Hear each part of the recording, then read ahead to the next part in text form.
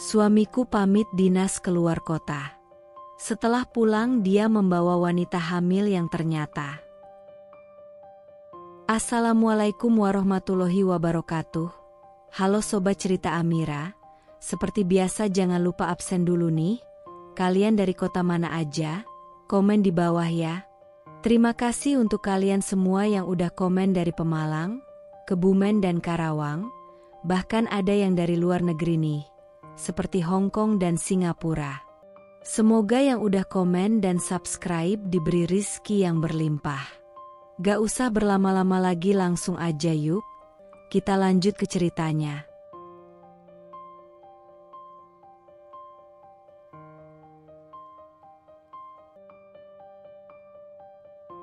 Pagi itu, aroma kopi hitam yang baru saja kuseduh belum sempat menyebar ke seluruh sudut rumah ketika Dimas, suamiku, melangkah keluar dari kamar dengan langkah berat. Rambutnya masih sedikit basah, dan seragam dinasnya tampak rapi. Seperti biasa, hanya saja ada sesuatu di wajahnya yang berbeda pagi itu. Tatapan matanya redup, seperti menyimpan sesuatu yang tak sempat dikatakan semalam. Aku duduk di meja makan, menyusun bekal yang kubuat dengan penuh cinta sejak subuh tadi. Tempe goreng kesukaannya masih hangat. Sambal terasi buatan sendiri kutaruh dalam wadah kecil yang kuikat hati-hati, dan nasi putihnya kutaburi sedikit bawang goreng, seperti yang biasa ia minta.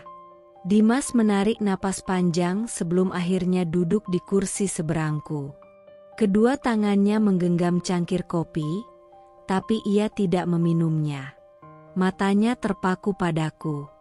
Dan dengan suara berat, nyaris seperti bisikan yang berusaha ditahan agar tak pecah jadi isak, ia berkata, "Sayang, aku harus berangkat ke Medan. Dinas. 2 bulan. Aku terdiam. Sejenak dunia terasa berhenti berputar. Sendok di tanganku nyaris terjatuh. 2 bulan? Kata-kata itu menggema di kepalaku. Berulang-ulang, seperti gema yang memukul dinding hati yang rapuh. 2 bulan, Mas? Tanyaku pelan, mencoba tersenyum, walau bibirku terasa keluh. Mendadak sekali. Kenapa baru bilang sekarang? Dimas menunduk. Jemarinya meremas gelas kopi, seakan berusaha menyalurkan kegelisahan yang ia simpan sendiri. Aku juga baru dikasih tahu semalam. Aku gak mau bikin kamu cemas, makanya aku diam dulu. Tapi hari ini aku harus berangkat. Sayang, gak bisa ditunda. Proyeknya penting. Aku bangkit dari kursi, berjalan pelan ke arahnya. Tanganku menyentuh pipinya, mengusap lembut dagunya yang belum sempat dicukur bersih. Kenapa harus kamu? Kenapa selalu kamu yang ditugaskan jauh? Aku takut, Mas. Aku sendiri di sini. Air mataku menetes tanpa bisa kutahan. Aku mencoba tegar, tapi hatiku seperti dicabik-cabik.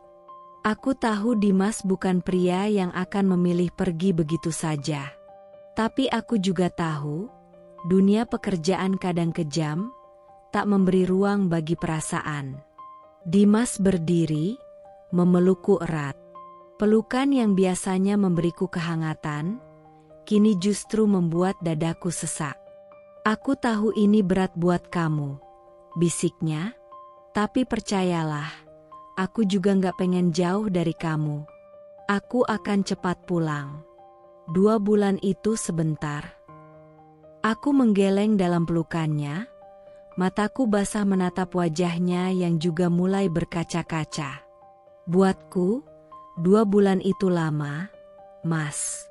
Apalagi kalau tiap harinya aku cuma bisa bicara sama tembok dan bayanganmu. Ia mencium keningku lama, seolah ingin mengukirkan rasa sayang di sana sebelum ia pergi jauh. Aku titip rumah ini padamu. Titip semuanya. Kamu, rumah, adalah seluruh hidupku. Tolong jaga semuanya. Dengan tangan gemetar, aku meraih tas kerjanya dan memasukkan bekal yang kubuat. Di dalam kotak itu ada surat kecil. Bisikku, buka nanti kalau kamu merasa sendiri. Itu doaku, tulus dari hati. Dimas terdiam, menatapku penuh haru. Ia tahu aku bukan wanita yang suka banyak bicara. Tapi ia juga tahu, setiap kata dariku mengandung doa dan cinta yang tak terucap. Kami berdiri di ambang pintu. Mobil dinas sudah menunggu di luar. Angin pagi menerpa rambutku, dan rasa kehilangan perlahan menyelinap sebelum waktunya. Saat ia melangkah pergi, aku berdiri mematung, menatap punggungnya yang menjauh.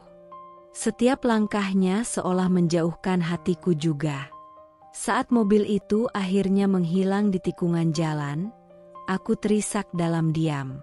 Air mata jatuh tanpa suara, tapi hatiku menjerit. Aku hanya wanita biasa, bukan siapa-siapa. Tapi aku punya hati yang tak pernah berubah. Sejak pertama kali kami saling genggam tangan dalam kesederhanaan. Dulu, kami pernah hidup dari nasi dan garam. Tapi aku tetap bersyukur. Karena saat itu, kami saling punya. Dan kini, meski dunia mulai memberinya segala hal yang dulu hanya mimpi, hatiku masih tetap sama. Menunggu di balik pintu, dengan setia, dengan sabar, untuk seseorang yang kucintai sepenuh jiwa. Sudah 3 minggu sejak kepergian Dimas ke Medan. Awalnya, aku menghitung hari dengan penuh semangat. Seperti anak kecil yang menghitung malam menuju hari ulang tahun. Tapi hari demi hari berlalu, dan harapan yang dulu menyala hangat di dadaku mulai meredup. Tidak padam, belum. Tapi lelah. Di awal-awal, Dimas masih rutin menghubungi. Meski hanya sebentar, ia masih sempat menanyakan kabarku, apakah aku sudah makan, atau sekadar bilang, aku kangen. Tapi perlahan, semuanya berubah. Aku mulai merasakan jarak. Bukan jarak fisik, itu sudah jelas sejak hari ia pergi. Tapi jarak emosional, yang tak terlihat, tapi terasa menusuk seperti duri di bawah kulit. Pesanku mulai dibalas dengan 1-2 kata. Iya. Lagi rapat. Nanti aku hubungi. Namun yang kutunggu, sering tak pernah terjadi. Suara telepon yang dulu membuat hatiku berdebar kini berganti jadi sunyi. Beberapa kali aku mencoba menelepon, tapi seringnya hanya masuk ke voicemail. Dan saat ku bilang aku rindu, dia hanya menjawab dengan, aku sibuk, sayang. Banyak urusan di sini. Jangan drama ya. Aku terdiam saat mendengar itu. Kata, drama, itu menusukku. Aku yang hanya ingin sedikit diperhatikan, malah dianggap berlebihan. Padahal, aku hanya istri yang menunggu di rumah. Seorang wanita yang menata makan malam sendirian, sambil berharap suaminya menghubungi, meski hanya 5 menit. Tapi aku mencoba mengerti. Mencoba meyakinkan diri bahwa semua ini hanya karena pekerjaan. Mungkin dia benar-benar sibuk. Mungkin proyeknya sangat besar, hingga tak ada ruang untuk hal lain. Aku menahan air mata tiap malam, meyakinkan hati agar tidak berpikir yang macam-macam. Sampai akhirnya, hari itu datang. Hari ulang tahunku. Hari yang biasanya dia ingat bahkan sebelum aku sendiri menyadarinya. Dulu, meski kami tak punya uang, Dimas selalu berusaha membuatnya spesial.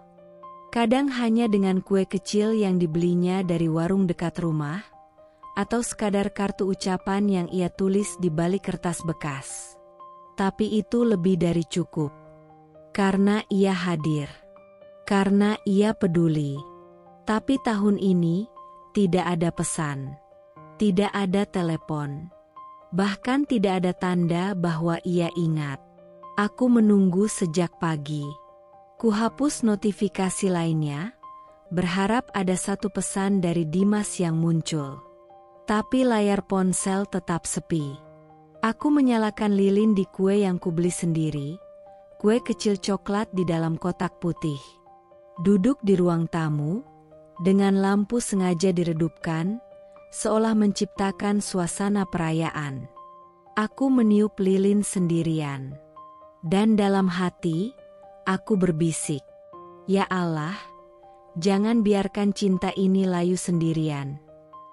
Pukul 10 malam, aku memberanikan diri mengirim pesan.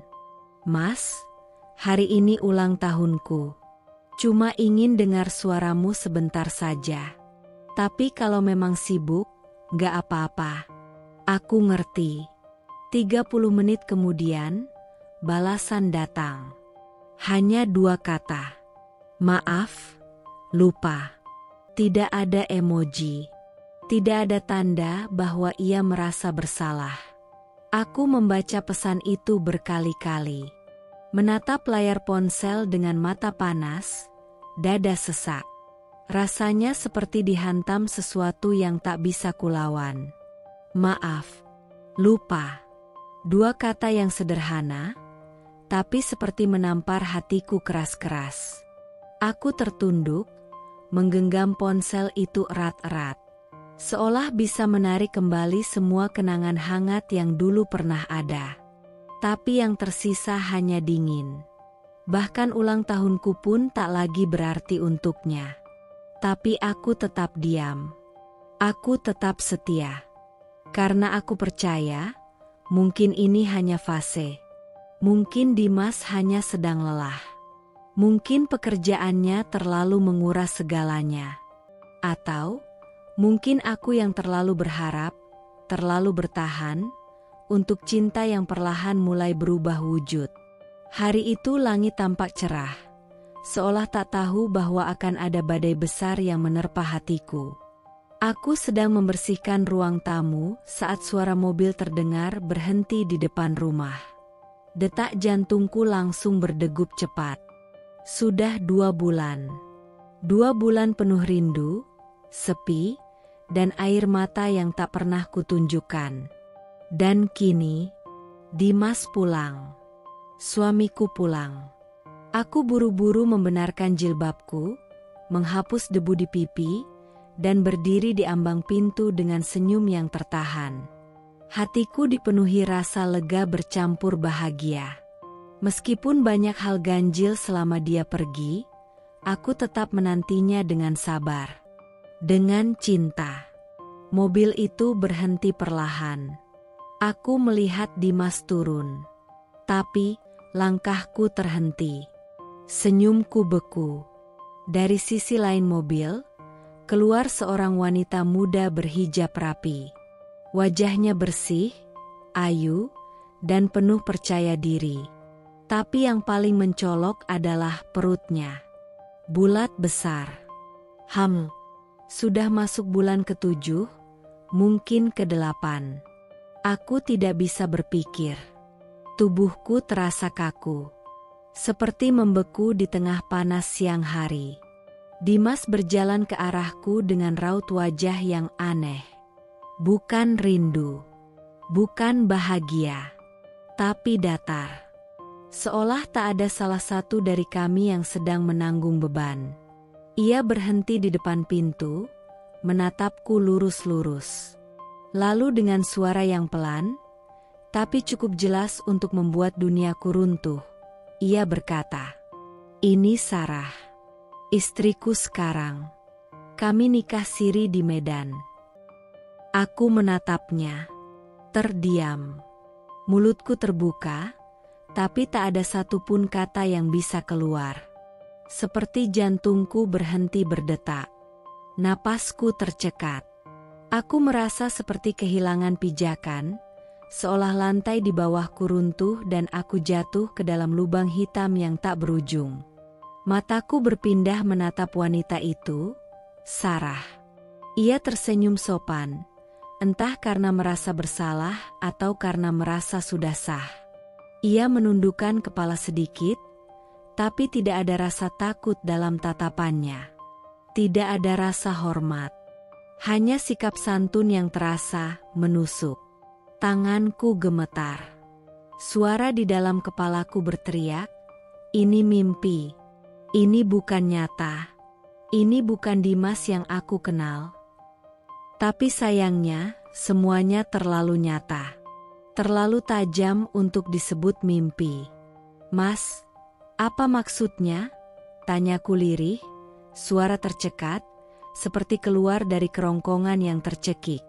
Dimas menatapku, masih dengan wajah tenang. "Aku nggak bisa terus bohongin kamu. Selama di Medan, aku kenal dia. Sarah. Dia baik, perhatian, dan dia hamil anakku. Aku tanggung jawab. Aku nikahin dia secara siri. Aku harus adil." "Adil?" Kata itu bergema di dalam dadaku. Adil? Di mana letak keadilan ketika seorang istri yang menunggu dengan setia di rumah justru dikhianati tanpa ampun? Air mata mulai membanjiri wajahku, tapi aku tidak peduli. Aku tidak bisa pura-pura kuat. Tidak hari ini, tidak saat kenyataan menghantamku tanpa ampun. "Aku ini apa buat kamu, Mas?" tanyaku, nyaris berteriak. "Aku ini siapa? Istri yang kamu tinggal, kamu abaikan, kamu lupakan, lalu kamu pulang bawa perempuan lain dan bilang kamu adil." Dimas menunduk, entah merasa bersalah atau sekadar tak ingin melihat luka di mataku. "Aku nggak pernah niat nyakitin kamu, sayang." Aku tertawa. Tawa getir yang lebih mirip isak. "Nggak niat? Tapi kamu lakuin. Kamu tinggalkan aku, kamu cuekin aku, dan sekarang kamu pulang, bukan untuk minta maaf, tapi untuk kenalin aku ke istri barumu." Sarah memegang lengan Dimas, seolah ingin menenangkan atau mungkin menandai bahwa ia kini bagian dari hidup suamiku. Aku menatap tangan itu. Tangannya di lengan Dimas. Tempat yang dulu hanya milikku, sekarang telah dibagi, atau bahkan direbut. Aku mundur perlahan. Langkah kaki yang terasa berat, seperti menarik beban seluruh dunia. "Pergi dari rumah ini, Mas. Kau dan dia. Sekarang." Dimas terdiam. Ia tahu, luka yang baru saja ditorehkannya tidak akan sembuh hanya dengan kata-kata. Aku masuk ke dalam, menutup pintu dengan tangan gemetar. Dan ketika pintu itu tertutup, tubuhku ambruk. Aku menangis. Bukan hanya karena dikhianati, tapi karena semua keyakinan, semua cinta, semua kenangan hancur seketika. Aku sudah menyerahkan segalanya. Bertahan di kala susah, menunggu di kala sepi. Tapi ternyata, kesetiaan tidak menjamin apapun. Sudah 3 hari sejak Dimas membawa wanita itu ke dalam kehidupanku, ke dalam rumah yang selama ini kami bangun bersama. Sarah kini tinggal di kamar tamu, tapi langkah-langkahnya yang ringan terdengar menusuk di setiap sudut rumah. Seolah dia menandai wilayahnya. Seolah rumah ini bukan lagi milikku. Aku masih bertahan. Entah karena cinta, atau karena aku belum bisa menerima bahwa semua ini nyata. Tapi yang pasti, hatiku mulai mati sedikit demi sedikit. Setiap senyuman mereka yang kutangkap di sudut mata, setiap bisikan mereka di dapur, setiap suara tawa dari arah ruang tengah, semuanya menghantam dadaku seperti pukulan bertubi-tubi. Malam itu, aku duduk di ruang tamu, memeluk album foto pernikahan kami. Foto yang dulu terasa suci, kini hanya tinggal kertas kosong yang penuh kebohongan. Air mataku menetes di atas halaman yang memperlihatkan aku dan Dimas tersenyum bahagia di pelaminan, seolah dunia milik kami berdua. Tiba-tiba, suara langkah kaki mendekat. Aku tahu langkah itu. Dimas. Tanpa basa-basi, ia berdiri di hadapanku. Wajahnya tak lagi seperti dulu. Dingin, tega. Seperti aku bukan lagi istrinya, melainkan orang asing yang numpang hidup. Aku mau bicara, katanya tegas. Aku mengangkat kepala perlahan. Bicara apa lagi, Mas? Belum cukup kemarin? Wajahnya mengeras. Aku pikir kamu harus tahu posisi kamu sekarang. Aku nggak bisa terus begini. Rumah ini makin sesak. Aku menatapnya dengan mata berkaca.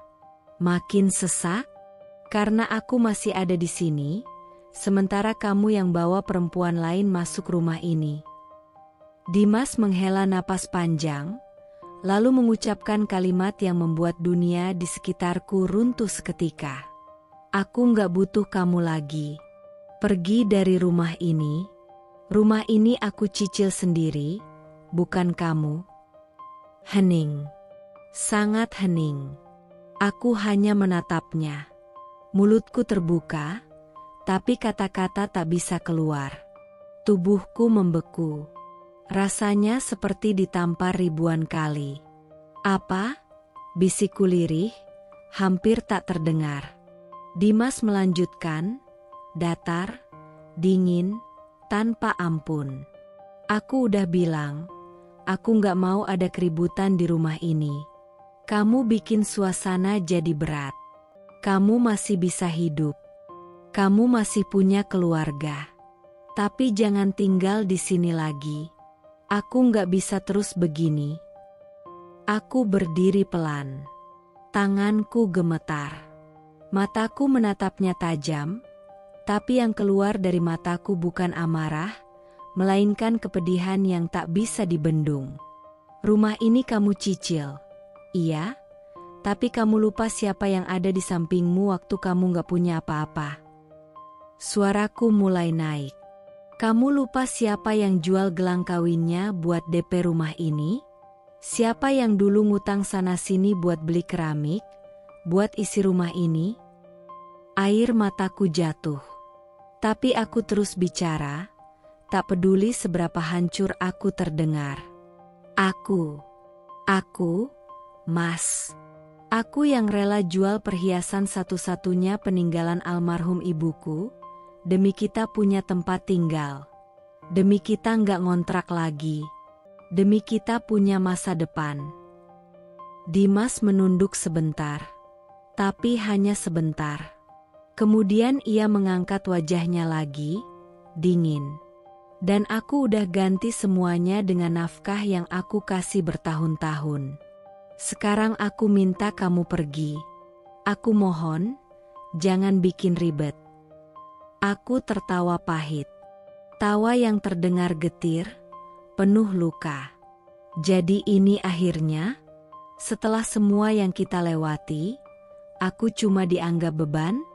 Dipaksa pergi dari rumah yang aku bantu bangun, demi kamu bisa hidup tenang sama dia? Dimas tak menjawab. Aku memandang sekeliling rumah. Dinding yang dulu kami cat bersama. Sofa yang dulu kami beli bekas dan aku jahit sendiri sarungnya. Dapur kecil tempat aku sering masak makanan sederhana, tapi penuh cinta. Semua saksi cinta kami. Dan kini, semuanya berubah menjadi saksi pengkhianatan. Aku tak ingin menangis di hadapannya lagi. Tidak malam ini. Dengan kepala tegak, aku berkata pelan namun tegas. Baik, Mas. Aku akan pergi. Tapi ingat baik-baik, kamu mungkin bisa usir aku dari rumah ini. Tapi kamu tidak akan pernah bisa hapus semua yang pernah aku korbankan.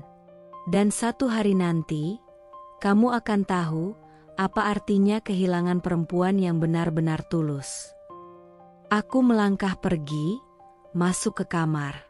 Mengemasi barang-barang seadanya. Bukan karena aku lemah, tapi karena aku sadar, tak ada lagi ruang untukku di hati seseorang yang sudah menutup pintunya rapat-rapat. Malam itu, aku pergi, membawa luka, membawa kehancuran, tapi juga membawa harga diri. Dan di balik air mata yang terus mengalir, aku berjanji dalam hati, aku akan bangkit. Walau sendirian. Malam itu, udara terasa berat. Langit seperti menyimpan murka. Awan menggumpal gelap, angin menderu kencang menampar-nampar jendela rumah yang dulu terasa hangat, kini mencekam dan penuh ketegangan. Aku sibuk mengemasi baju dengan tangan gemetar, memasukkan barang seadanya ke dalam koper kecil. Tubuhku mungkin masih berdiri, tapi jiwaku nyaris roboh. Di kamar yang pernah menjadi saksi tawa dan peluk mesra, kini hanya terdengar suara resleting yang terdengar seperti gema kematian kebahagiaan. Di ambang pintu, Aruna berdiri. Anakku, gadis kecilku yang baru 9 tahun, menatapku dengan mata lebam karena tangis yang tak henti. Bunda, Bunda mau kemana? Kok Bunda masukin baju ke koper? Bunda mau ninggalin Aruna ya? Suaranya lirih, penuh ketakutan. Aku berhenti. Rasa sakitku seperti dilipat menjadi 2. Lututku lemas. Aku peluk dia erat, sangat erat. Seolah jika aku bisa menekannya cukup kuat ke dadaku, aku bisa lindungi dia dari dunia yang kejam ini. Enggak, sayang, Bunda enggak ninggalin kamu, bisikku di rambutnya yang basah oleh air mata. Tapi Bunda harus pergi dari rumah ini. Tangis Aruna pecah. Ia memelukku lebih kuat, tubuh kecilnya bergetar hebat. Tapi ini rumah kita, Bun. Kenapa Bunda yang harus pergi? Harusnya bukan Bunda, harusnya bukan Bunda. Suara itu menusuk. Kalimatnya sederhana, tapi seperti dihantam godam ke dada. Aku tak sanggup menjawab. Tiba-tiba, Dimas muncul di ambang pintu kamar. Wajahnya tetap dingin, seperti tak terpengaruh oleh tangis anaknya sendiri. Sarah berdiri di belakangnya, menggenggam perut besarnya sambil menunduk, seolah ingin menampilkan diri sebagai wanita sabar dan tak bersalah. Cepat, jangan berlama-lama. Aku nggak mau ribut, kata Dimas datar, seperti berbicara pada tamu tak diundang. Aruna menoleh ke arah ayahnya, matanya merah, wajahnya basah. Ayah jahat, teriaknya. Jangan usir Bunda, jangan usir Bunda. Ini rumah Aruna juga. Aruna mau tinggal sama Bunda. Dimas menghela napas, mencoba sabar. Aruna, ayah cuma ingin semuanya tenang. Ibu kamu yang milih pergi. Bohong. Ayah yang usir. Aku lihat. Aku dengar. Aruna berteriak, memukul dada ayahnya kecil-kecil dengan tangannya yang gemetar. Ayah jahat. Ayah jahat. Aku menarik Aruna ke pelukanku lagi, mencoba menenangkannya, walau hatiku sendiri hancur. Sudah cukup. Aku tak ingin anakku terus melihat ibunya diperlakukan seperti sampah. Aku harus pergi, bukan karena lemah, tapi karena aku ingin Aruna tahu bahwa ibunya tidak akan tinggal di tempat yang tidak menghargai martabatnya. Kupeluk Aruna erat, lalu menggandeng tangannya menuju pintu. Hujan deras sudah turun sejak sore. Tapi aku tak peduli. Langkahku mantap keluar dari rumah yang dulu kusebut surga, kini berubah menjadi neraka diam-diam. Aku tak menoleh ke belakang. Tak mau melihat Dimas.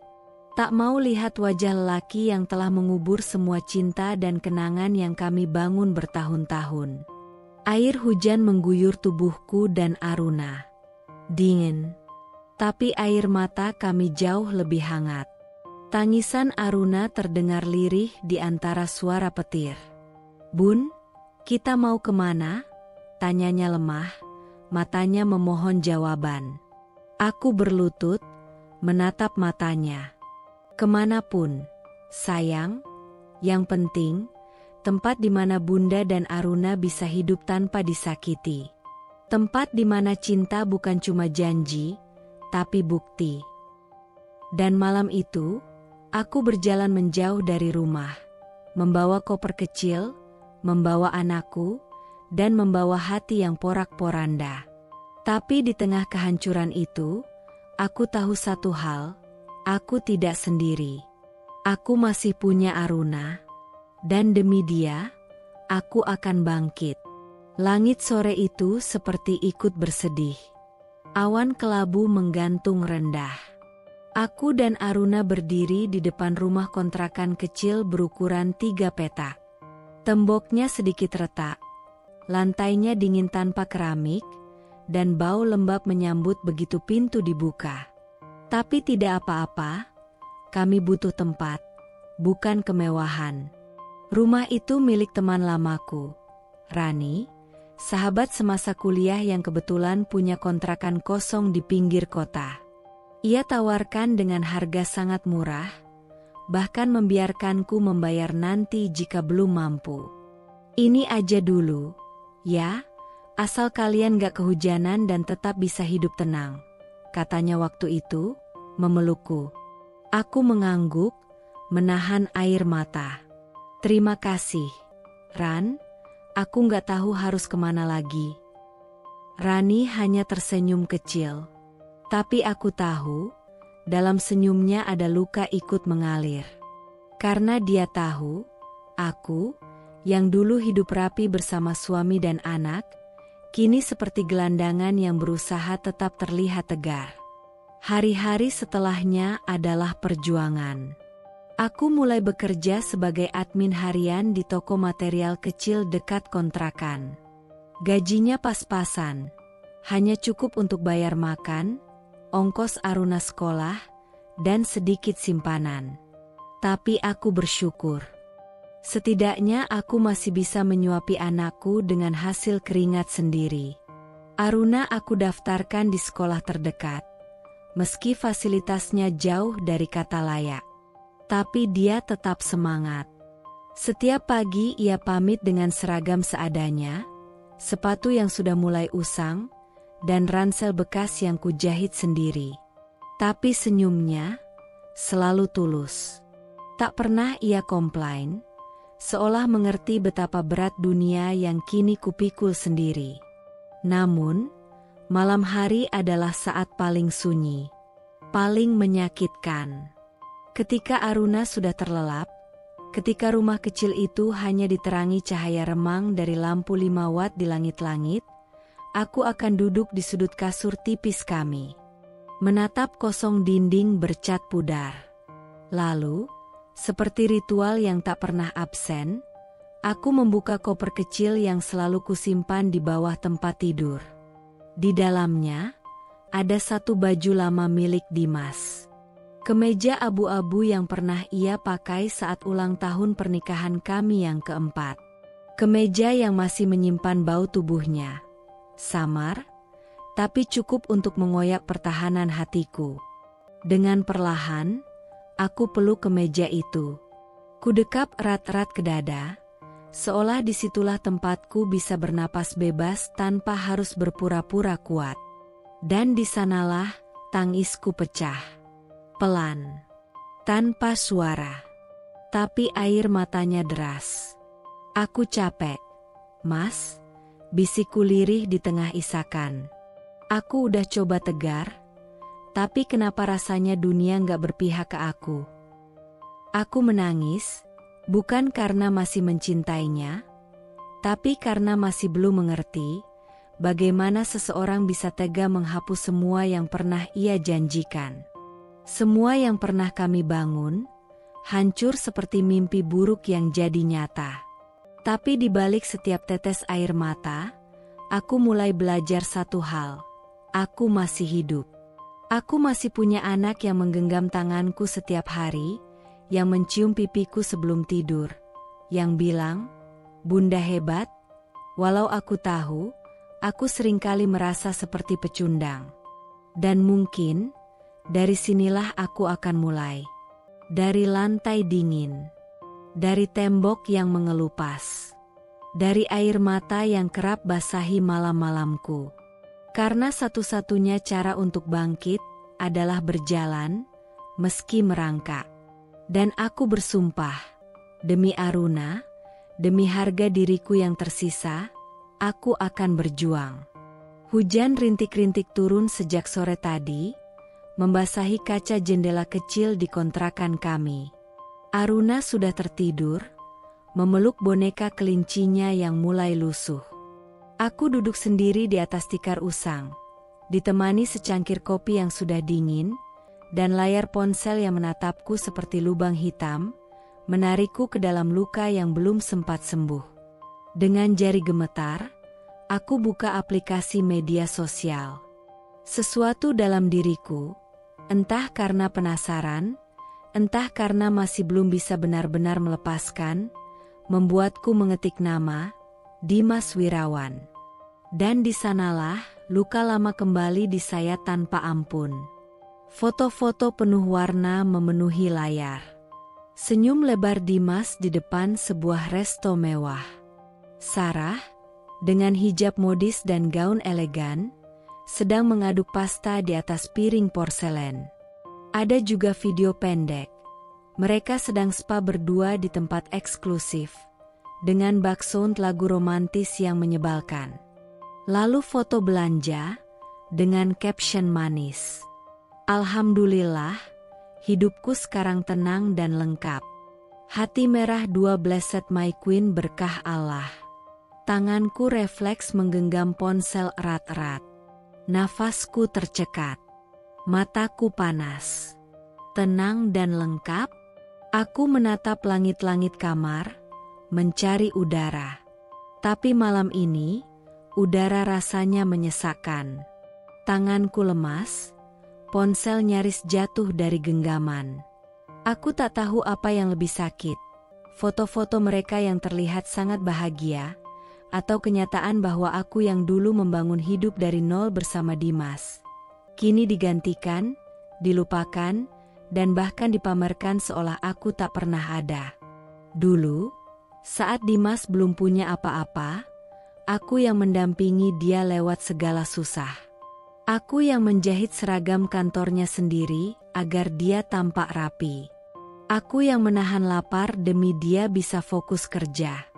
Dan sekarang, setelah hidupnya mulai manis, ia mencicipinya bersama orang lain dan menyebut hidupnya lengkap.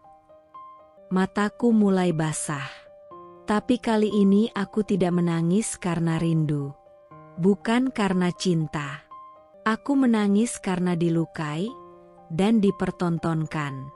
Sebagian diriku ingin membalas. Ingin menulis sesuatu yang pedas. Tapi aku tahu, itu tak akan menyembuhkan apapun. Bahkan hanya akan menambah luka. Aku pandangi foto mereka sekali lagi, sebelum akhirnya kuhapus aplikasinya. Cukup. Aku tak ingin membiarkan diriku dihancurkan dua kali oleh orang yang sama. Satu karena perbuatannya, dan satu lagi karena kenangan yang masih kutahan. Kupeluk Aruna yang tertidur di kasur tipis. Kudekap dia dengan seluruh sisa kekuatanku. Tenang, nak. Bunda nggak perlu pamer bahagia. Karena satu hari nanti, kita nggak hanya akan bahagia, tapi benar-benar utuh, tanpa pura-pura. Dan malam itu, aku tahu, luka ini masih menganga. Tapi aku juga tahu, aku sedang dalam perjalanan menuju kesembuhan. Meski perlahan, meski berdarah-darah. Pagi itu terasa lebih kelabu dari biasanya. Sejak semalam, hujan tak berhenti mengguyur kota, seolah ikut merasakan kepedihanku. Aruna sudah berangkat sekolah, dan aku duduk di sudut kecil kamar kontrakan, memandang langit-langit yang pudar. Rumah yang dulu begitu penuh dengan tawa kini terasa sunyi dan hampa. Hanya suara hujan yang menemani setiap helaan napasku. Aku duduk di lantai, menggenggam ponselku yang hampir tak pernah kulepaskan. Bukan untuk pekerjaan, tapi untuk menghindari sunyi, untuk mengusir perasaan yang semakin menyesakan. Namun, detik berikutnya, layar ponselku menyala. Sebuah pesan masuk dari Sarah. Aku tahu, sebenarnya aku tak perlu membukanya. Aku sudah cukup sakit dengan kenyataan bahwa Dimas sudah menemukan kebahagiaan baru, tanpa aku. Tapi ada sesuatu dalam diriku, sesuatu yang tidak bisa dihentikan, membuatku membuka pesan itu. Dengan tangan gemetar, aku mengetuk layar. Pesan itu muncul, tak mengirimkan rasa pedih, tapi mengoyak seluruh ingatanku tentang kebersamaan yang dulu kami punya. Kamu itu cuma masa lalu. Dimas sekarang bahagia sama aku. Hidup kami tenang, adem, dan penuh berkah. Ngapain sih kamu masih tahan-tahan laki-laki yang udah muak sama kamu dari dulu? Kalimat itu menyayat. Rasanya seperti ada pisau yang menembus langsung ke dalam hatiku, mengiris setiap kenangan pahit yang kubangun bersama Dimas. Aku tidak tahu apa yang lebih sakit, fakta bahwa Dimas benar-benar melupakan kami, atau kenyataan bahwa Sarah menulis kalimat itu dengan nada penuh kesombongan, seperti dia sedang berdiri di atas puncak kebahagiaannya yang dibangun dari sisa-sisa hidupku. Aku bisa merasakan darahku mendidih. Mataku terbuka lebar, tetapi aku tak menangis. Tidak, aku hanya merasa sebuah kehampaan yang luar biasa. Ponsel itu terasa berat di tanganku, tetapi aku tahu, aku harus merespons. Bukan untuknya, tapi untuk diriku sendiri. Dengan jari gemetar, aku mengetik jawaban. Aku memang masa lalu, Sarah. Tapi masa lalumu itu fondasi dari semua yang kalian nikmati sekarang. Rumah itu, mobil itu, bahkan senyuman Dimas. Semua itu dibangun di atas pengorbanan yang aku bayar dengan air mata, lapar, dan harga diri. Setiap kata yang kutulis terasa seperti lemparan batu ke wajahnya. Aku bisa membayangkan ekspresinya, senyum puasnya yang sekarang hanya menghalangi pandangannya dari kenyataan. Kenyataan bahwa dia mendapatkan kebahagiaan yang bukan miliknya, bukan karena dia pantas, tapi karena aku yang harus menyerah. Aku mengirimkan pesan itu dan menutup layar. Tidak ada balasan. Hanya sebuah diam yang memekakkan telinga. Aku tahu, dia pasti sedang membaca kata-kata itu dengan ekspresi yang tak bisa kutebak. Tapi aku tak peduli. Aku merasa lelah. Lelah bukan karena perasaanku yang terluka, tetapi karena aku telah berjuang begitu lama untuk menjadi perempuan yang kuat. Dan di saat-saat seperti ini, aku merasa sudah tak ada lagi yang tersisa. Aku bahkan merasa seperti sedang menahan dunia dengan tanganku sendiri. Sendirian. Tapi kemudian, di tengah kekosongan itu, sebuah suara kecil terdengar di belakangku. Bunda lagi apa? Suara Aruna, lembut dan penuh kepedulian, membuatku menoleh. Anakku itu berdiri di ambang pintu kamar, wajahnya penuh rasa ingin tahu. Matanya yang bening menatapku, seolah bisa membaca seluruh kisah dalam hatiku tanpa aku mengatakannya. Aku tersenyum lemah, berusaha menyembunyikan luka yang kini terasa semakin dalam. Nggak apa-apa, sayang. Bunda cuma lagi ngerjain kerjaan. Tapi Aruna tahu. Dia selalu tahu. Anak ini, yang masih kecil, sudah bisa merasakan kesedihanku. Dia mendekat, menggenggam tanganku. Bunda, jangan sedih, ya. Aku ada kok. buat Bunda. Aku menunduk, mengelus rambutnya yang harum, sambil berusaha menahan air mata. Iya, Nak, Bunda nggak akan sedih. Bunda punya kamu, kok. Itu yang paling penting. Tapi dalam hati, aku tahu. Aku tak bisa terus-terusan bersembunyi dari kenyataan.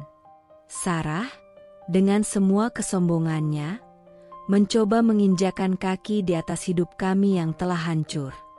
Tapi aku tak akan membiarkan dia merusak apa yang tersisa. Aku tak akan membiarkan kenangan buruk itu menguasai diriku lagi. Dimas sudah memilih jalannya. Dan aku juga harus memilih jalanku. Aku mengangkat wajahku dan tersenyum pada Aruna, meski hati ini hancur. Kita nggak perlu dia, Nak. Kita punya lebih dari yang mereka punya. Aruna memelukku erat, dan di dalam pelukannya, aku merasa sedikit lebih kuat. Karena dia, karena aku, karena kami, aku tahu, kami akan melewati ini bersama. Pagi itu terasa seperti pukulan yang datang tanpa peringatan. Aku baru saja selesai menyelesaikan pekerjaan rumah tangga yang seharian memusingkan kepala, dan Aruna sudah berangkat sekolah. Saat itu, aku merasa sedikit lega. Setidaknya, hari ini aku bisa sedikit bernapas sebelum kembali bekerja. Tetapi, ketika ponselku bergetar, sebuah pesan masuk dari Dimas yang membuat hatiku serasa terhenti. Pesan itu datang tanpa ada kata pengantar, langsung ke inti yang menusuk. Aku nggak akan lagi kirim uang buat Aruna. Kalau kamu nggak mau menyerahkan hak asuh, ya nggak usah harap. Aku punya kehidupan baru sekarang, dan aku nggak punya kewajiban lagi sama kamu atau Aruna. Jantungku serasa berhenti berdetak seketika. Mataku membelalak membaca pesan itu, berkali-kali, seolah berharap kata-kata itu akan berubah. Tapi tidak. Pesan itu tetap ada, nyata, dan membuatku merasa seperti terhempas ke dalam jurang yang lebih dalam. Aku menekan ponsel itu erat-erat, berusaha menahan amarah yang mulai menggelegak di dada. Apa yang dia katakan? Nafkah anak, yang dulu adalah tanggung jawabnya, dihentikan begitu saja karena aku tidak mau menyerahkan hak asuh Aruna kepadanya dan Sarah. Perasaan ini begitu memuncak. Bagaimana bisa seorang ayah tega menghukum anaknya hanya karena aku mempertahankan haknya? Aku berdiri dengan tubuh gemetar, mencoba untuk menenangkan diri. Aruna, apa yang harus aku katakan padanya nanti? Dia baru berusia 9 tahun, terlalu muda untuk memahami bahwa ayahnya, laki-laki yang seharusnya melindungi dia, tiba-tiba menghilang begitu saja dari hidupnya. Aku tahu, suatu hari nanti, Aruna akan bertanya. Dan aku harus siap dengan jawabanku. Namun, hari itu aku tahu, tak ada waktu untuk meratapi. Aku harus terus berjalan. Jika Dimas berhenti memberi nafkah, maka aku harus menggantikan semuanya, tanpa ada pilihan lain. Hari itu juga, aku mencari pekerjaan tambahan. Aku harus lebih keras berusaha. Aku mulai bekerja sebagai kasir di minimarket setelah jam kantor, bekerja lembur hingga larut malam. Setiap hari aku terjaga, memaksakan tubuh yang lelah, namun aku tahu, semuanya demi Aruna. Dia adalah alasan aku bertahan, bahkan saat dunia terasa berputar terbalik. Di balik setiap pekerjaan yang kulakukan, ada rasa marah yang tak tertahankan. Marah karena Dimas begitu mudah mengabaikan tanggung jawabnya. Tapi aku tak akan menyerah. Tidak untuk Aruna. Dia membutuhkan pendidikan yang layak. Dia harus bisa menggapai impian-impiannya. Aku tak bisa membiarkan dia tumbuh dalam keterbatasan karena kesalahan orang lain. Setiap malam, aku duduk di meja kecil, menulis laporan keuangan, sambil memikirkan apa yang bisa kulakukan lebih untuk masa depan Aruna.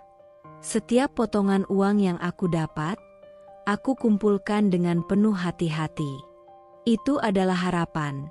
Harapan bahwa suatu hari nanti, Aruna akan mengerti bahwa apapun yang kami hadapi, kami tetap punya harapan. Namun, di setiap sudut malam yang sunyi, ketika aku menatap Aruna yang tertidur lelap di sampingku, aku merasa kelelahan yang tak pernah terucapkan. Aku memeluknya erat, berusaha menahan air mata. Aku harus kuat. Aku harus kuat. Bunda capek, Nak, tapi nggak apa-apa, kita pasti bisa lewati ini, bisikku pelan. Dan Aruna, yang entah mengapa bisa merasakan segala rasa, memelukku lebih erat. Aku tahu dia tak sepenuhnya mengerti, tapi ada ketulusan dalam pelukannya yang membuatku merasa sedikit lebih kuat. Aku tahu, hidup kami semakin sulit. Tapi aku berjanji pada diriku sendiri, bahwa Aruna akan sukses. Aku akan memastikan itu. Aku akan bekerja keras, berkorban, dan bertahan, tak peduli betapa kerasnya dunia. Aruna tidak akan pernah tahu betapa beratnya perjuangan ini, tetapi aku akan membuatnya merasa bahwa ia selalu punya segalanya, walaupun hanya dengan kasih sayang dan kerja keras yang tiada henti. Tahun demi tahun berlalu dengan cepat, dan hidup kami berubah, meski tak pernah sepenuhnya mudah. Setiap hari adalah perjuangan yang tak kenal henti. Namun ada satu hal yang selalu memberi aku kekuatan. Aruna, anakku yang semakin tumbuh dewasa, dengan kecerdasan yang luar biasa, namun tetap rendah hati dan penuh kasih sayang. Walau hidup kami sederhana, aku merasa bangga setiap kali melihat senyumannya. Senyuman yang menggambarkan harapan dan mimpi yang tak pernah padam. Suatu hari, Aruna datang ke rumah dengan langkah penuh semangat. Wajahnya berseri-seri, matanya berbinar, dan ada seberkas kebahagiaan yang terpancar. Aku sedang sibuk menyusun laporan keuangan untuk pekerjaan partai malamku, tapi aku tahu, sesuatu yang besar pasti terjadi. Bunda, suara Aruna menggema di ruang tamu. Bunda, aku menang. Aku menang lomba debat nasional. Aku menoleh, hampir tak percaya. Debat nasional? Aku tahu betapa kerasnya Aruna berlatih, seolah berusaha mengukir namanya di tengah segala keterbatasan yang kami hadapi. Selama ini, dia selalu berlatih di rumah, berbicara di depan cermin, menghafalkan argumen, dan menganalisis setiap topik debat dengan tekun. Tetapi, kemenangan ini adalah puncak dari semua usaha kerasnya. Air mata menetes di pipiku tanpa bisa kutahan. Aku bangkit dan memeluknya erat-erat, merasa seolah seluruh dunia ikut merayakan kesuksesannya. Anakku hebat sekali, bisikku sambil memeluknya. Bunda bangga banget sama kamu. Aruna tersenyum, matanya berbinar. Terima kasih, Bunda. Semua ini karena Bunda yang selalu mendukung aku. Kata-kata itu menggetarkan hatiku. Dimas mungkin sudah lama hilang dari hidup kami, tetapi Aruna, dengan segala kecerdasannya, telah menggantikan kekosongan itu. Aku bisa merasakan bahwa setiap perjuangannya adalah hadiah untukku, bukti bahwa pengorbanan kami selama ini tidak sia-sia. Waktu berlalu dan Aruna terus berkembang. Setelah menang lomba debat, datanglah berita yang lebih membanggakan lagi. Aruna mendapatkan beasiswa SMA unggulan.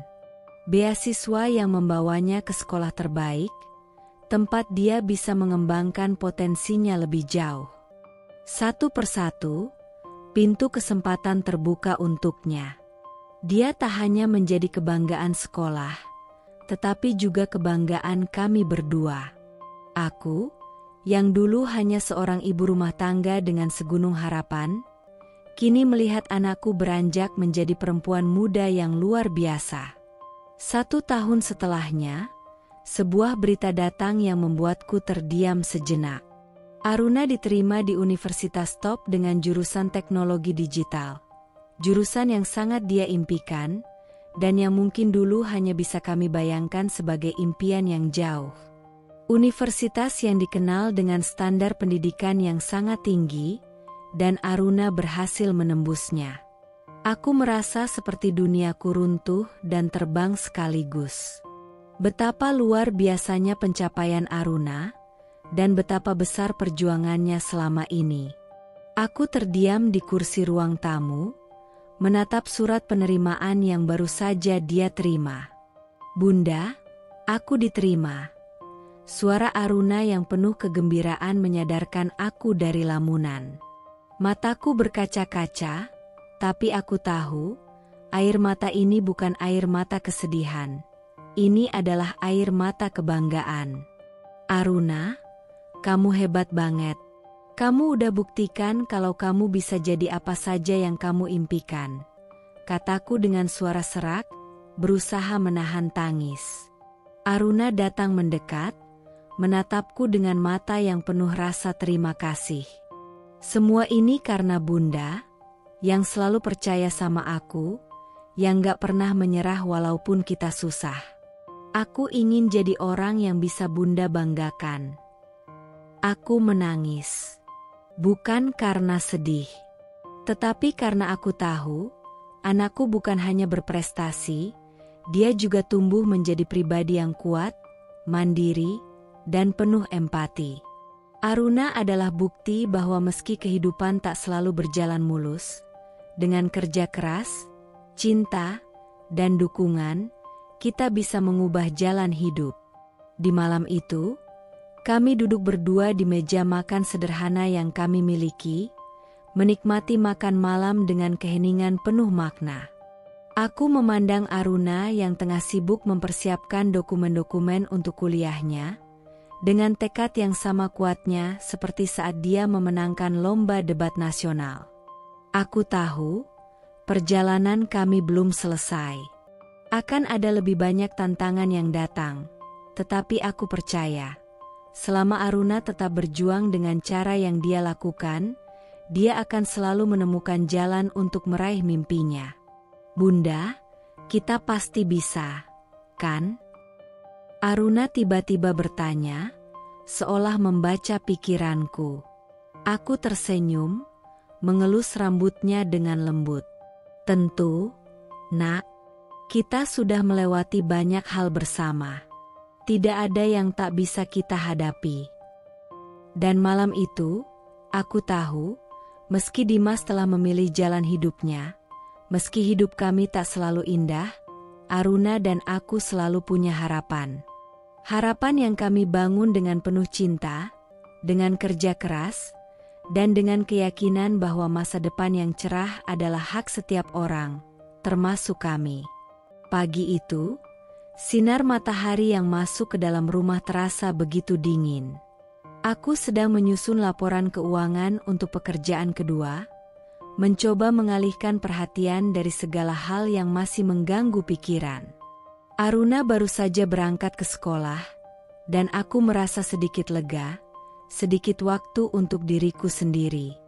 Tapi tiba-tiba, ponselku bergetar, dan sebuah nama muncul di layar. Dimas. Sesuatu dalam hatiku langsung tergerak. Sejak kami berpisah, komunikasi kami hanya sebatas urusan yang sangat formal, tentang hak asuh Aruna atau hal-hal yang berhubungan dengan administrasi. Tidak lebih dari itu. Jadi, melihat nama itu, hatiku langsung berdegup lebih cepat. Apakah ini berita baik atau buruk? Aku mengangkat telepon dengan hati-hati, mencoba bersikap tenang meskipun ada ketegangan yang melingkupi dada. "Halo," sapaku, berusaha menahan perasaan yang datang begitu mendalam. Suara Dimas terdengar berbeda dari biasanya. Terputus-putus, seperti ada beban yang sangat berat di hatinya. "Sayang." Dia memanggilku dengan suara serak, dan aku bisa merasakan kepedihan yang ada di sana, seolah dia berbicara dengan seluruh rasa sesaknya. Aku menahan napas, cemas. "Ada apa, Dim?" tanyaku perlahan. Mataku tertuju pada meja tempat aku bekerja, tetapi pikiranku mulai melayang, bertanya-tanya apa yang sedang terjadi. Aku nggak tahu harus mulai dari mana. Suara Dimas terdengar seperti menahan air mata. Aku menunduk, memegang ponsel lebih erat. "Bisnis aku bangkrut. Sayang, semua hancur. Aku nggak punya apa-apa lagi. Sarah, dia pergi. Bawa semua tabungan, pergi sama pria lain. Dan aku terlilit utang, bahkan rumah kami disita. Semua hilang begitu saja." Kata-kata itu menggetarkan seluruh tubuhku. Sungguh, ini adalah hal yang tidak pernah aku bayangkan akan terjadi. Dimas, pria yang dulu begitu sombong, begitu yakin dengan hidupnya yang penuh kemewahan, sekarang terpuruk dalam kehancuran yang begitu dalam. Aku bisa merasakan ada rasa sesal yang mendalam dalam suaranya, tapi anehnya, aku tidak bisa merasakan simpati. Aku tidak bisa merasa kasihan. Apa yang dia dapatkan adalah hasil dari pilihannya sendiri.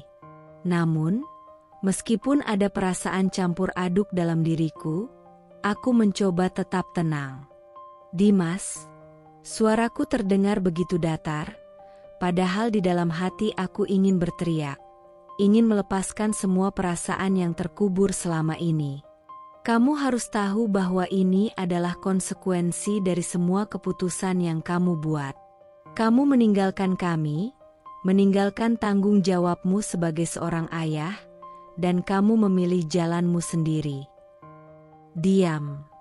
Dimas terdiam lama, seolah mencoba menahan tangisan yang pastinya ingin ia lepaskan. Aku bisa merasakannya, keputusasaan yang begitu dalam. Tapi ada sesuatu dalam diriku yang tak bisa lagi merasa kasihan. Semua ini adalah hasil dari keputusannya untuk meninggalkan keluarga, demi mencari kebahagiaan semu bersama orang lain. Aku nggak tahu harus bagaimana lagi. "Sayang," suara Dimas terdengar sangat lemah. "Aku nggak punya apa-apa. Semua yang aku punya hilang. Sarah, dia meninggalkanku begitu saja. Aku cuma ingin bisa mulai lagi, tapi rasanya sudah terlambat." Aku menggigit bibirku, mencoba menahan amarah yang mulai mendidih. Ingin rasanya aku berkata, "Sekarang kamu baru merasakannya, ya? Baru merasa apa yang aku rasakan selama ini." Tapi aku tahu, itu bukan jawaban yang bisa aku beri. Dimas sudah cukup menderita dengan kehilangan yang dia alami. Namun, ada satu hal yang harus aku tegaskan kepadanya. "Dimas, aku nggak bisa bantu kamu lagi," kataku dengan suara yang semakin berat. "Kamu sudah membuat pilihanmu. Kamu sudah memilih jalanmu, dan sekarang kamu harus menghadapi kenyataan itu. Aku dan Aruna sudah belajar untuk hidup tanpa kamu. Kami sudah jauh melangkah tanpa kamu. Kami nggak butuh kamu untuk bertahan hidup." Dimas terdiam lagi, dan aku bisa mendengar isakan kecil di ujung telepon. Sungguh, hatiku rasanya seperti terbelah. Sebelah merasa kasihan, tetapi sebelah lagi merasa benar-benar lelah. Lelah dengan semua yang dia lakukan padaku, lelah dengan segala pengkhianatan yang dia berikan selama ini. Di luar sana, dia mungkin merasa terjatuh, tetapi kami, sudah cukup untuk menghadapinya sendiri. "Dimas, sudah cukup," aku melanjutkan, kali ini dengan lebih tegas. "Aku harap kamu bisa bangkit dari ini. Tapi kamu nggak punya tempat lagi di hidup kami. Aruna sudah besar, dan aku akan pastikan dia tumbuh menjadi orang yang kuat. Kami nggak butuh kamu untuk menjadi bahagia. Dengan suara yang lebih pelan, Dimas akhirnya mengucapkan kata-kata yang cukup singkat. Aku minta maaf, sayang. Maafkan aku. Aku terdiam. Entah kenapa, kata-kata itu seperti menyesakkan dadaku, meskipun aku tahu itu hanyalah kata-kata kosong. Dia mungkin menyesal, tapi itu sudah tidak ada artinya lagi. Aku sudah terlalu jauh untuk kembali ke masa lalu. Aku harap kamu bisa belajar dari ini, Dimas. Tapi jangan pernah harap bisa kembali ke hidup kami. Jawabku dengan suara yang keras, tegas, penuh perasaan yang terkendali, tapi dalam hatiku, aku sudah mengambil keputusan bahwa Dimas tak akan lagi menjadi bagian dari hidup kami. Akhirnya, telepon itu terputus. Suasana kembali sunyi, dan aku berdiri di sana, menatap ponsel dengan mata yang mulai kabur oleh air mata. Aku tahu, meskipun Dimas sedang terpuruk, aku dan Aruna harus terus maju. Kami punya jalan kami sendiri, jalan yang tak lagi melibatkan Dimas. Kami sudah cukup kuat untuk menjalani hidup ini tanpa dia. Di ruang tamu yang kosong, hanya ada suara detak jam yang terdengar jelas, menggantikan suara Dimas yang kini menghilang. Aku berjalan ke arah meja kecil tempat aku bekerja, menarik napas dalam-dalam, dan berdoa dalam hati. Aruna, kita akan baik-baik saja, Nak. Kita akan melewati semua ini bersama. Hujan baru saja reda ketika ketukan itu terdengar di pintu rumahku.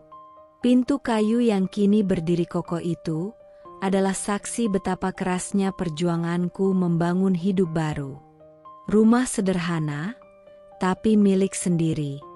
Rumah yang kubangun dari titik nol, bersama Aruna, anakku, tulang punggung semangatku. Aku membuka pintu perlahan. Dan di sana, berdiri seseorang yang pernah menjadi pusat dari segalanya. Dimas. Tubuhnya jauh dari dulu. Wajahnya tirus, matanya cekung, dan pakaiannya kusut. Ia seperti bayangan dari pria yang dulu meninggalkanku demi kehidupan yang lebih sempurna. Tapi yang berdiri di hadapanku saat ini bukan pria itu, yang ini tampak hancur, rapuh, dan kehilangan arah. Sayang. Suaranya tercekat, bahkan panggilan itu terdengar seperti luka yang belum sembuh. Aku mengangkat dagu, menatapnya dengan mata dingin. Jangan panggil aku itu lagi. Dimas terdiam. Air matanya mengalir tanpa diminta.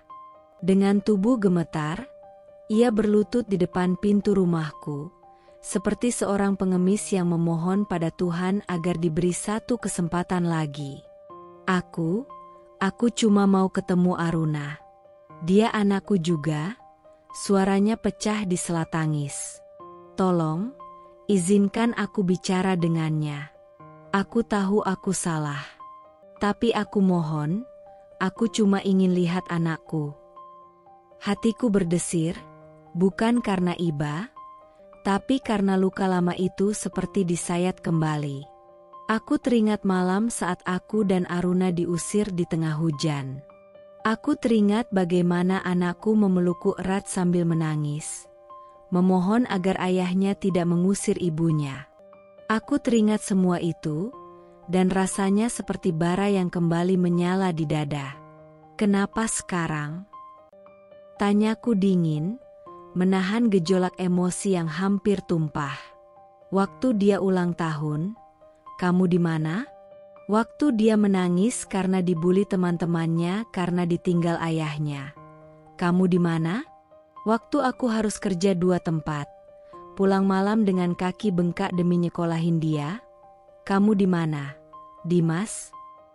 Dimas menunduk makin dalam, seperti tak kuat menahan beban dari setiap kata-kataku.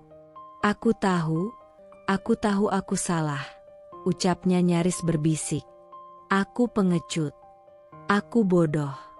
Aku terlalu sombong waktu itu. Tapi setelah semuanya hancur, aku sadar, satu-satunya hal yang paling berarti dalam hidupku adalah kalian. Aku kejar dunia, tapi dunia malah menelanku. Sekarang, aku cuma ingin menebus semuanya. Aku menghela napas berat. Ingin rasanya aku berteriak, melampiaskan semua dendam dan sakit hati yang selama ini kutelan. Tapi aku tahu, aku bukan lagi wanita yang sama seperti dulu. Kini, aku adalah ibu yang kuat. Seorang perempuan yang berdiri di atas kakinya sendiri, tanpa bantuan siapapun. Kalau kamu benar-benar mau ketemu Aruna, kataku akhirnya, dengan suara yang tenang namun penuh luka, tanya dia sendiri. Karena sekarang, aku gak mau lagi memutuskan apapun atas nama kalian berdua. Dia sudah cukup dewasa. Dan dia berhak memilih. Dimas menatapku dengan mata penuh harap. Boleh aku masuk. Aku menggeleng pelan. Tunggu di sini. Aku berbalik, berjalan perlahan ke dalam rumah. Di ruang belajar, Aruna sedang duduk dengan headsetnya, membaca skrip untuk lomba teater kampus. Saat aku menghampirinya, dia langsung melepas headset dan tersenyum kecil. Bunda, kenapa? Tanyanya polos.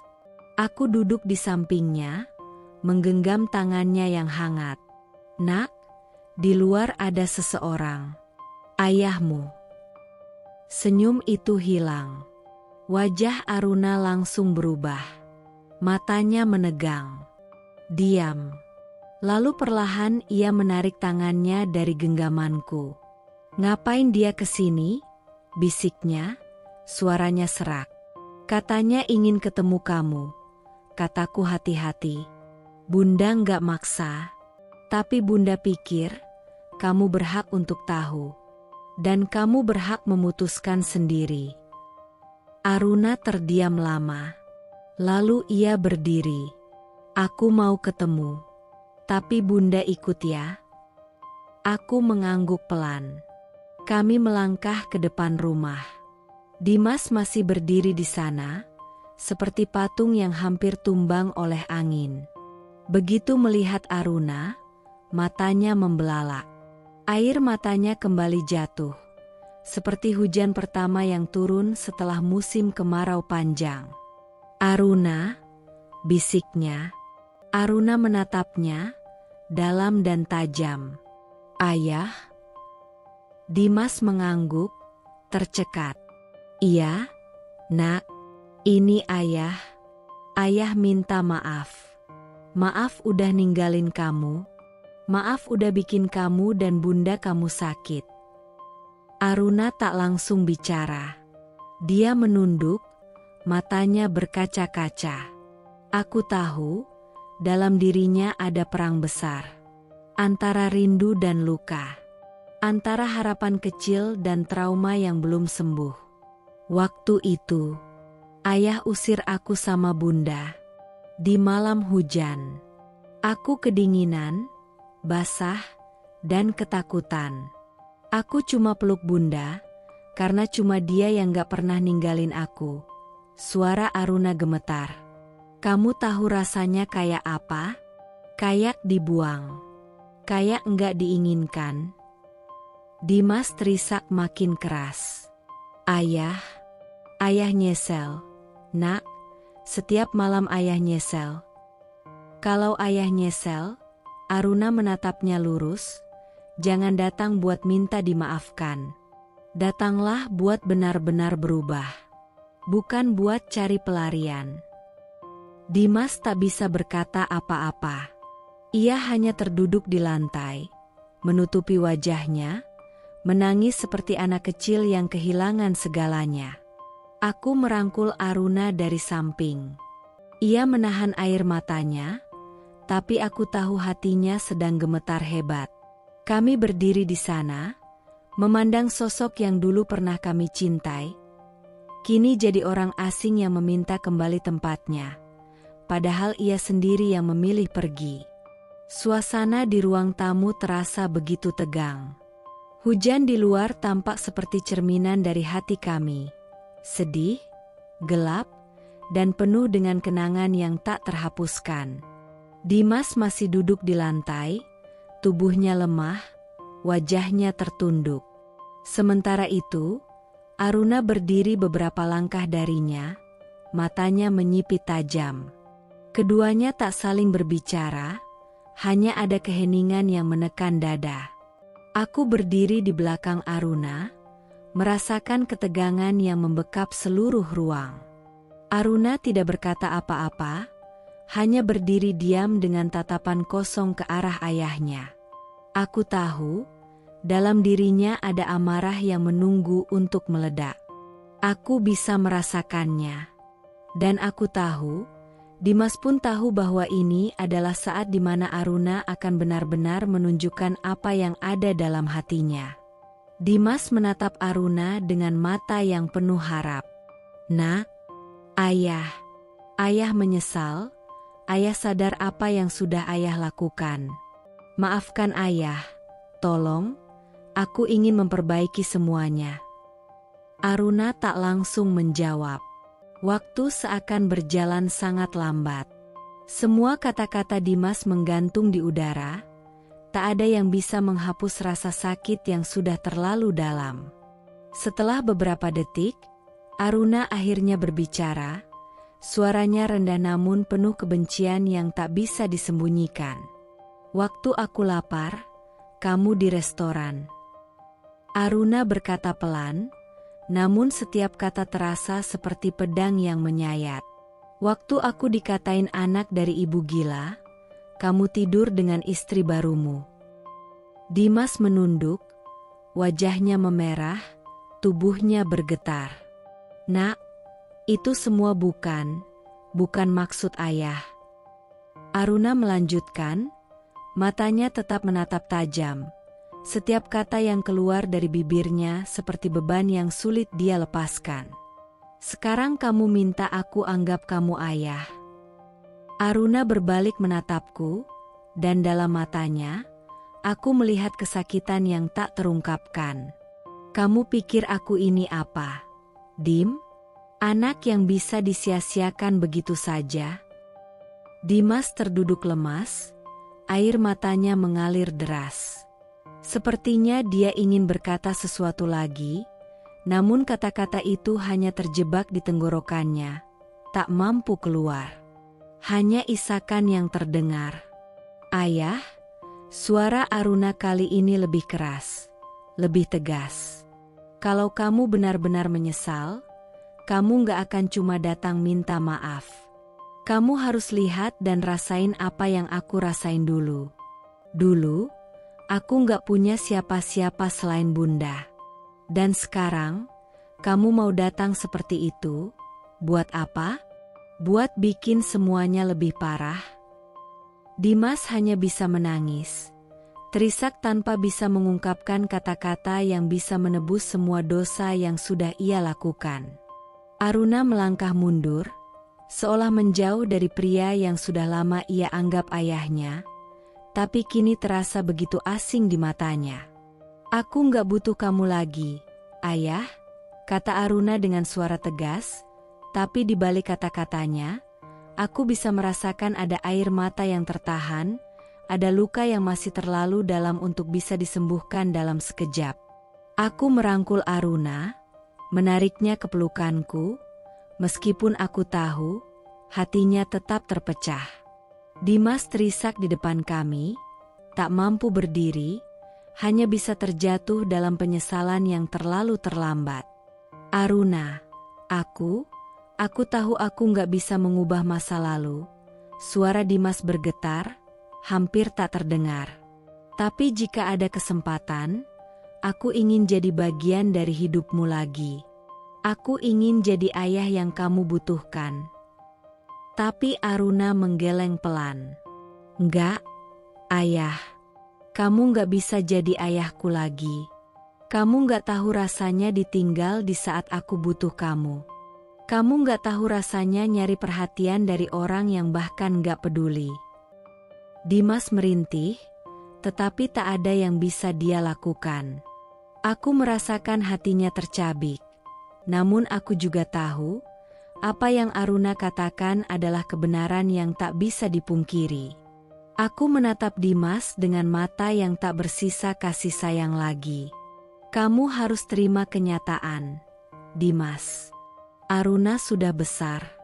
Kami sudah cukup kuat tanpa kamu.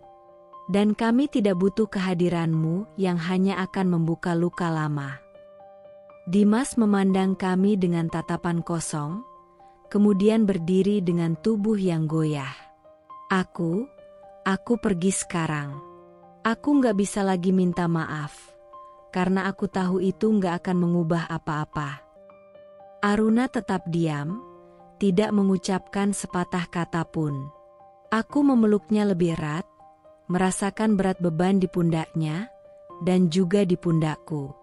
Kami sudah melewati begitu banyak hal bersama, dan meskipun luka itu tak akan pernah sembuh sepenuhnya, aku tahu kami akan selalu ada satu sama lain. Itu sudah cukup. Dimas berbalik perlahan, berjalan keluar dari rumah kami, rumah yang kini hanya kami berdua yang mengisinya. Suara langkahnya semakin menghilang, hingga akhirnya dia menghilang dari pandangan kami. Di dalam rumah yang sepi ini, hanya ada kami berdua. Hanya kami yang tahu betapa kerasnya kami berjuang untuk bertahan, meski kenyataan kadang terasa begitu berat. Pagi itu langit mendung. Awan kelabu menggantung rendah, seakan ikut merasakan beratnya suasana yang akan segera menyelimuti rumah kami. Aku baru saja selesai menyiapkan sarapan ketika suara langkah berat terdengar di depan pintu. Langkah yang terdengar ragu, seperti membawa beban yang tak kasat mata. Aku membuka pintu. Di sana, berdiri sosok yang tak asing namun terasa sangat jauh. Dimas. Matanya sembab, wajahnya kusut, dan tubuhnya seperti kehilangan daya hidup.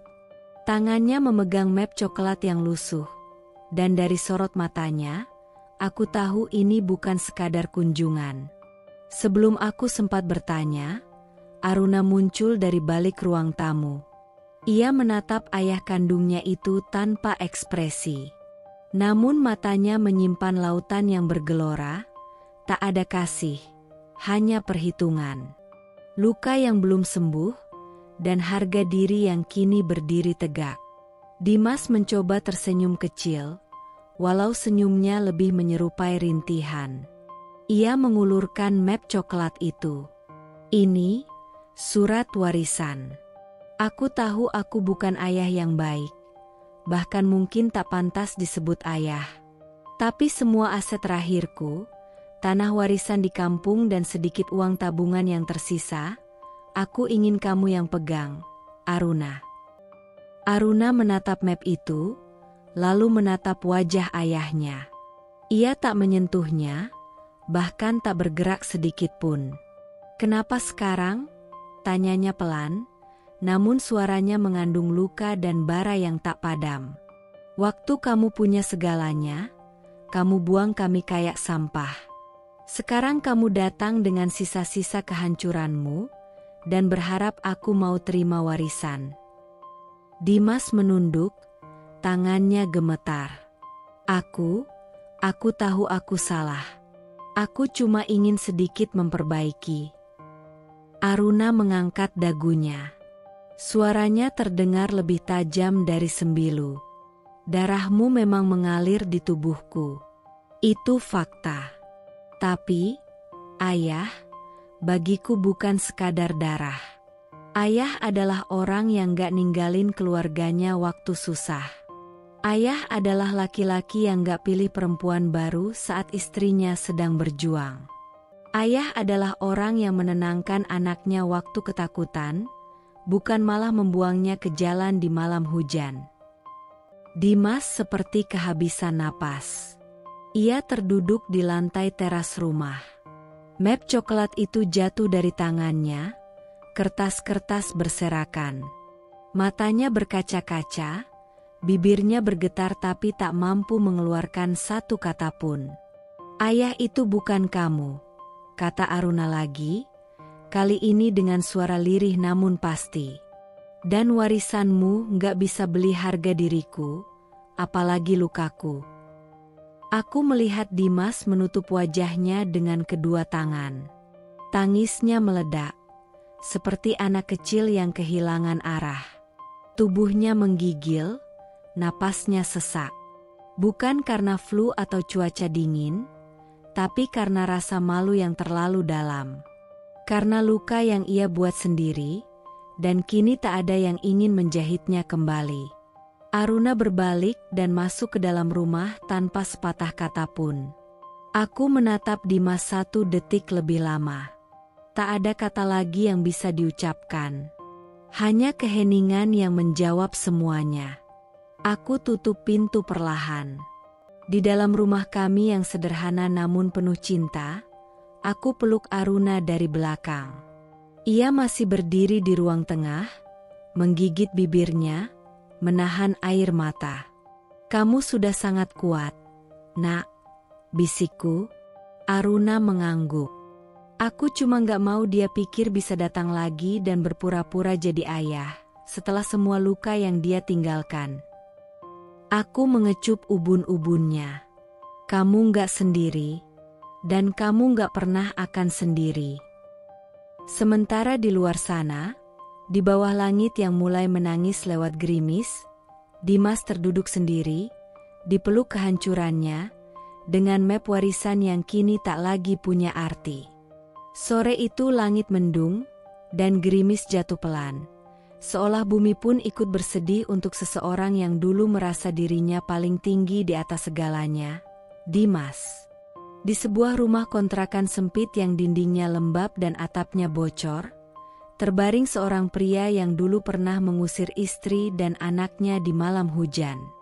Kini, tubuhnya ringkih, kulitnya pucat, dan batuknya terdengar seperti dari dalam dada yang kosong.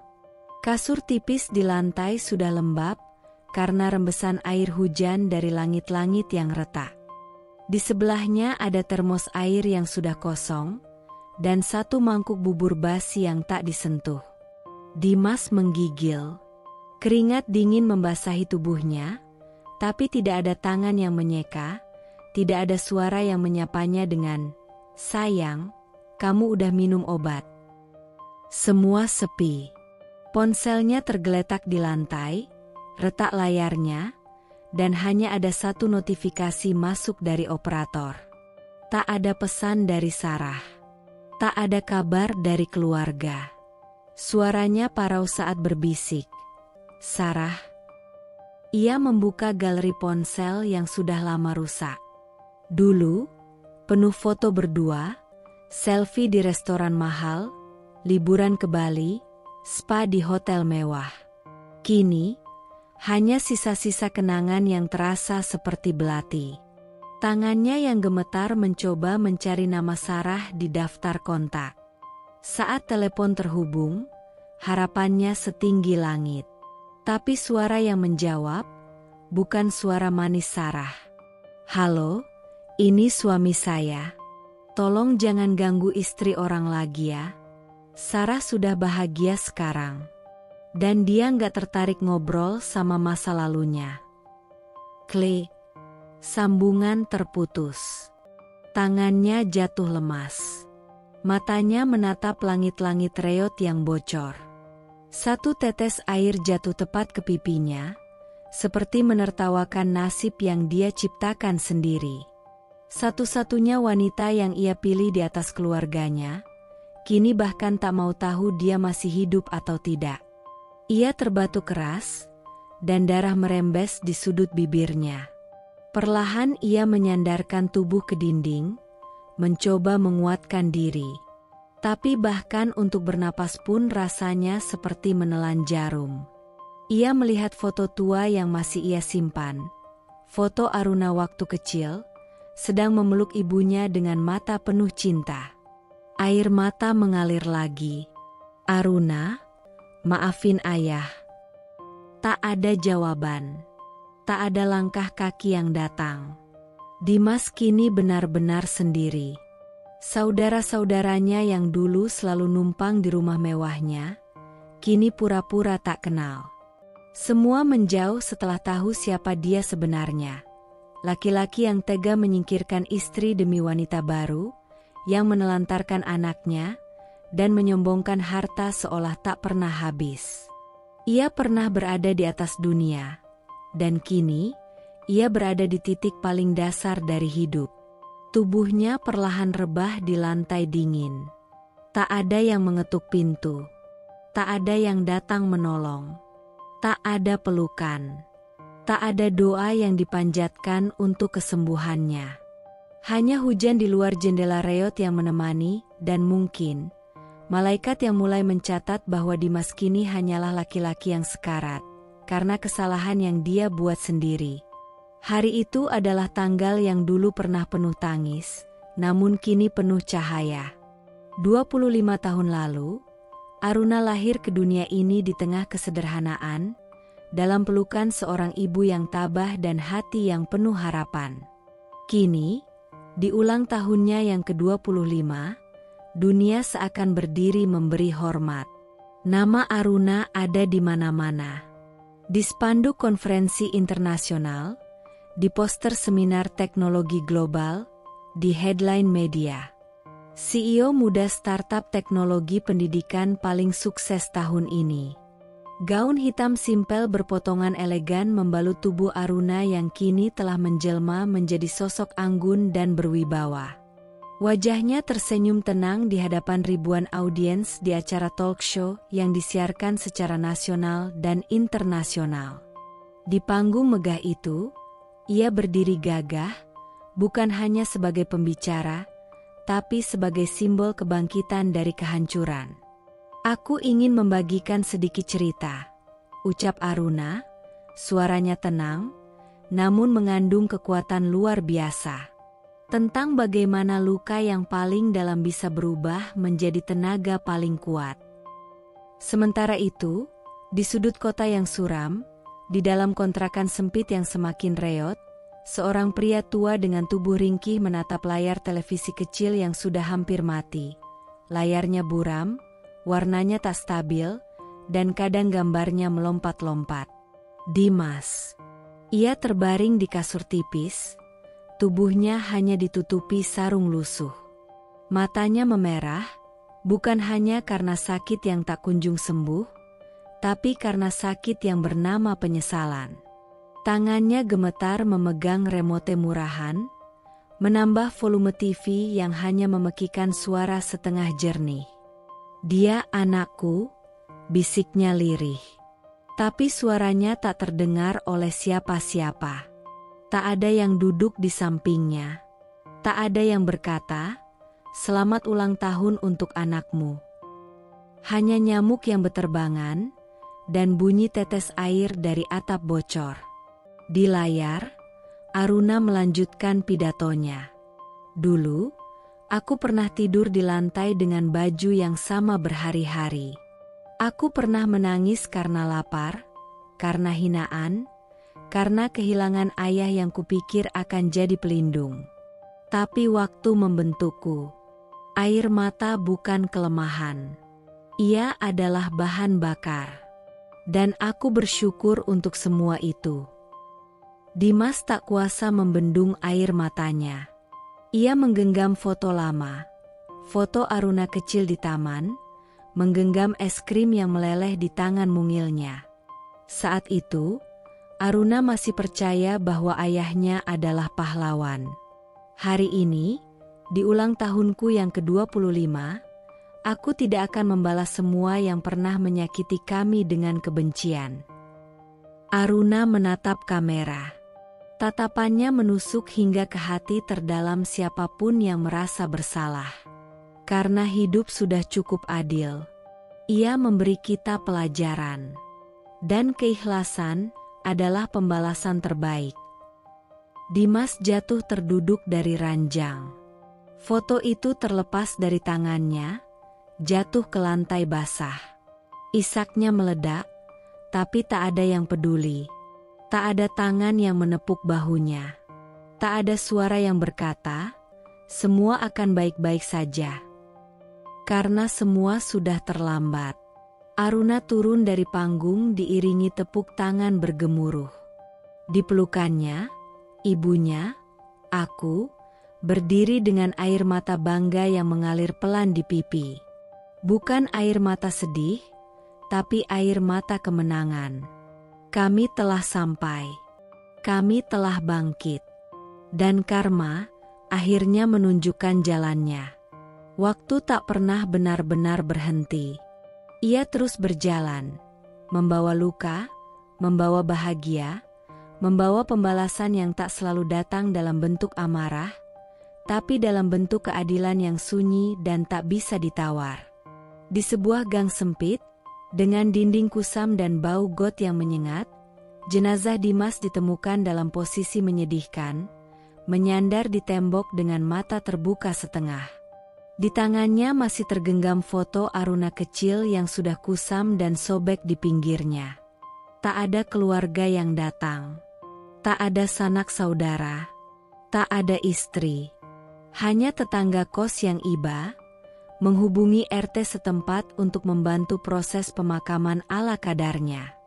Ia dikubur di pemakaman umum, tanpa nisan indah, tanpa nama keluarga.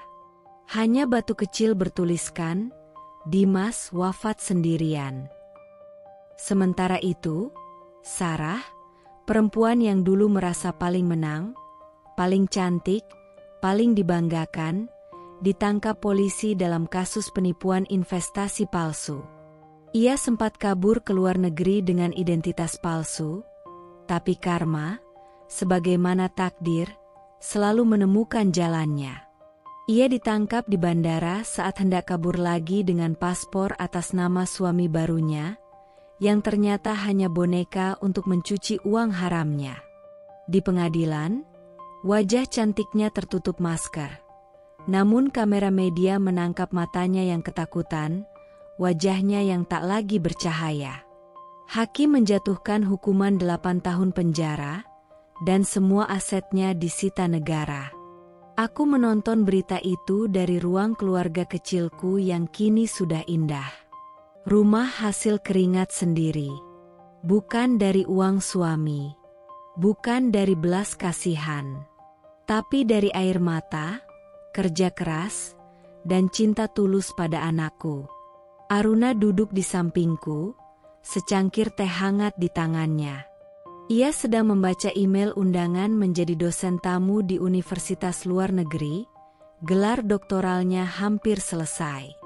Di wajahnya tak ada sombong, hanya ketenangan yang tak bisa dibeli oleh harta sebesar apapun.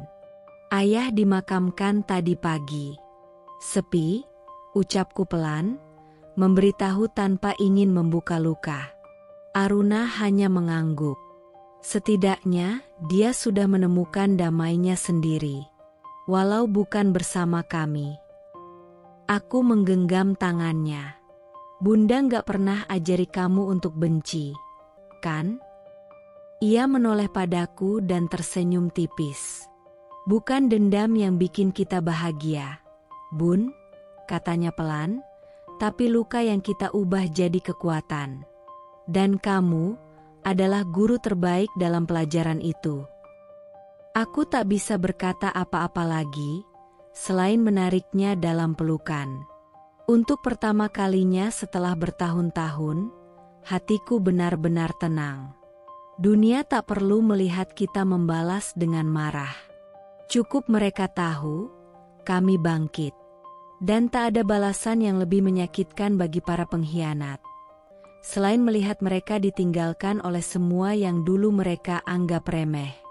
Kami tak menang karena membalas. Kami menang karena bertahan. Kisah ini menggambarkan betapa pengkhianatan dan keserakahan tak pernah membawa kebahagiaan sejati. Dimas, suami yang pernah dibantu dan didampingi di masa sulit, memilih mengkhianati istri setianya demi wanita lain yang hanya mencintai kemewahan. Ia membuang istri dan anaknya demi kehidupan baru yang penuh kepalsuan. Namun waktu membuktikan, ketulusan dan kesabaran istri serta keteguhan hati anak yang terluka justru menjadi kekuatan untuk bangkit. Saat Dimas jatuh dan ditinggalkan, ia datang dengan harapan akan diterima kembali, tapi yang dulu ia buang kini tak lagi membutuhkannya. Karma datang perlahan, namun tepat sasaran. Dimas kehilangan segalanya, termasuk harga diri, sementara anak yang ia abaikan tumbuh menjadi sosok luar biasa yang justru membuatnya malu atas semua keputusan masa lalunya. Sarah, wanita yang ikut merusak rumah tangga orang lain, juga tak luput dari balasan. Pada akhirnya, cerita ini mengajarkan bahwa kesetiaan tidak boleh dibalas dengan pengkhianatan, dan orang yang kita sakiti di masa lalu bisa jadi orang yang paling bersinar di masa depan, bukan untuk kembali, tapi untuk menunjukkan bahwa mereka mampu berdiri bahkan setelah dihancurkan.